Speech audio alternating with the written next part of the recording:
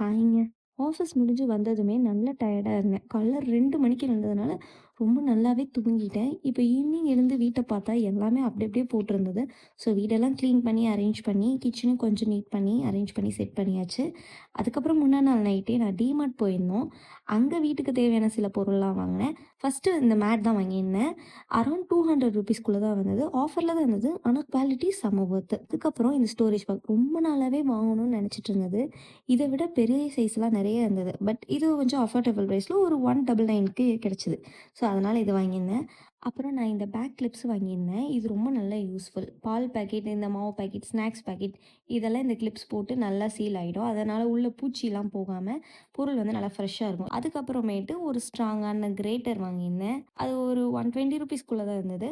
அதுக்கப்புறம் ஒரு water cleaning silicon brush, 2 layer வடிகட்டி, அப்புறம் எனக்கு ரொம்ப புடிச்ச ஒரு குட்டி தாளிப்பு கரண்டி. ரொம்ப கியூட்டா இருந்தது பார்க்கவே. அதுக்கப்புறம் ஒரு லீஃப் டிசைன்ல ஃப்ரூட் பவுல் வாங்குனேன். அதுவும் ரொம்ப அழகா இருந்தது.